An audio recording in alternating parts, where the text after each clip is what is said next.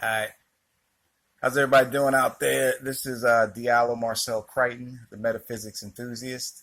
I wanted to do this video to clarify some things that I talked about last night on Wet Wednesday.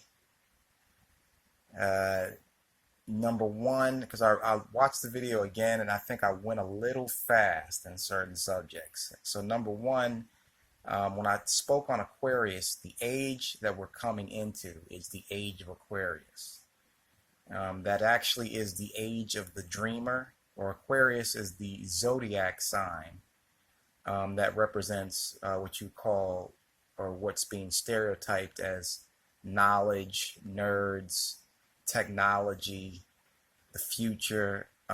It's an air sign that represents communication. In that age that we're coming into, because we're coming out of Pisces, the opposite sign plays a role in that age. So that's what I wanted to clarify. And that opposite sign is Leo. So the age of Aquarius, that is technically that age or that time period or the time period we're coming into's sun sign or main sign. The opposite sign would be considered the moon sign. So the sun sign represents your will or what you go out in the world to do. So it is the sign also of the dreamer, and it is the sign of futuristic, galactic, universal type thoughts, rebellion and revolution and humanitarianism. So the moon sign Leo is the other sign of the age. So it's similar to if somebody was an Aquarius sun sign and a Leo moon sign. Your moon sign represents your hidden emotions or the gateway to your subconscious. Remember, the moon rules the ocean, according to astrological thought. Astrology, as it came to be, came out of Hermetics, no matter what they want to say. They always want to tie it only into the Greeks. But the Greeks, if you remember, sought after Kemet or Egyptian culture for them to be initiated. Plato, Aristotle, all of them. So they were heavily influenced by Hermetic thought. Or the word thought goes to Dehuti, who they called Hermes, who is nothing more than, these are symbolic names. Astrology is symbolic for the time period or the personality. So your time on this earth, if you were born in a certain sign, represents the season or the energy vibration you were born into. These concepts are hard to grasp when you think of yourself as a separate individual and your mind has been infected by the thoughts that you are separate from nature. Once you realize that you're one with nature, it becomes confusing when you speak to people, because what happens is you'll start talking more and more like me, because you'll realize that the age sign, the sign of the new age we're coming into, does give out an energy similar to the personality of somebody who has an Aquarius. So you'll just start speaking in high, what I call Hermetic formula, and people won't understand what you're saying sometimes. But to keep in mind, to make it simple, is that we are being born into an age where people, or the masses, just like the universe, just like our natural environment, is being accelerated into an information age that's futuristic.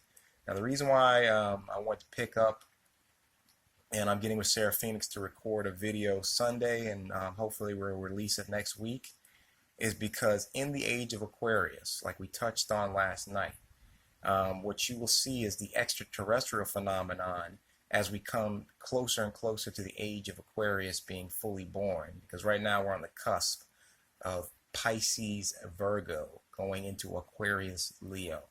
In that new age, they say that mankind will come face to face with what we think of as extraterrestrials.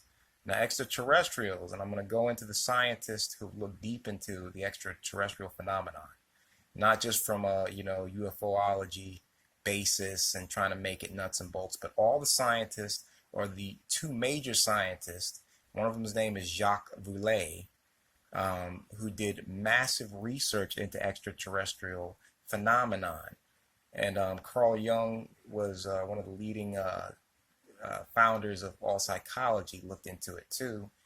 And I'm only going and taking these references, so you'll see that in all aspects, whether it's metaphysics, science, and even religion, these extraterrestrial beings, once you understand the data that's been given back on the extraterrestrial phenomenon, and you have to get your mind, and this is why I went into great detail, out of physical, literal obsessions. And this is easy to get caught up in this because you look at yourself as just a physical being, as just a human in flesh. You're actually a spirit possessing flesh. But to go back to that, the scientists who studied this on a high level have all come back and said the extraterrestrial phenomenon is something that they believe is real, but it's not happening on a physical level. Now, again, it's hard to accept this when you're obsessed with only physical phenomenon. Heru is a physical phenomenon to you. Jesus is a physical phenomenon. Sango is a physical phenomenon, rather than a spirit, which is a consciousness, which is an archetype that influences behavior. The archetype or the symbol becomes flesh. Your behavior becomes an energy signal in the form of a DNA code, which manifests itself into what you call your physical experience. So it's very hard to grasp these concepts with the obsession of the physical. So again, this is when I was touching on the fact that when they secreted or they injected people with mass doses of what you call dimethyltryptamine, which is already in your pineal gland, a lot of them with doses even higher than they would get from shamans in South America, etc., we're starting to see the extraterrestrial grays that we are familiar with in pop culture. And the reason they were seeing that is because you do not travel to a star that's millions of light years away physically. It's impossible. Even if you were traveling at the speed of light, the ship or the vessel that you were using would actually come apart. It would break apart no matter what kind of steel you use. It's impossible, as we know it, through our primitive means of what you call jet rocket propulsion, to just travel to a star. We can barely get stuff to the end of the outer planets. The way that you would travel is the way that reality really is, which is frequency.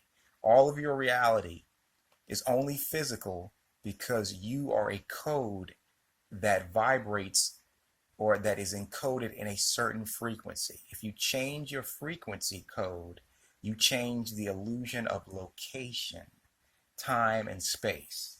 Again, if you change your frequency code, you change that illusion. Now, the thing that I was trying to clarify, I want to clarify this again. The ocean below is the same as the sky above. When you look at the Aquarian symbol of Aquarius, the age that we're going in, he bears the ocean. They tell you he's a galactic sign, an electric sign. The universe is not just nuclear fusion. The universe is electroplasma. Electricity is in all living things, and electricity comes from our sun. Our sun is on an electric grid with all the other suns. So I've said this before, Aquarius is the dreamer. The dreams that you have in your brain are electric chemicals made of the same stuff the universe is made of.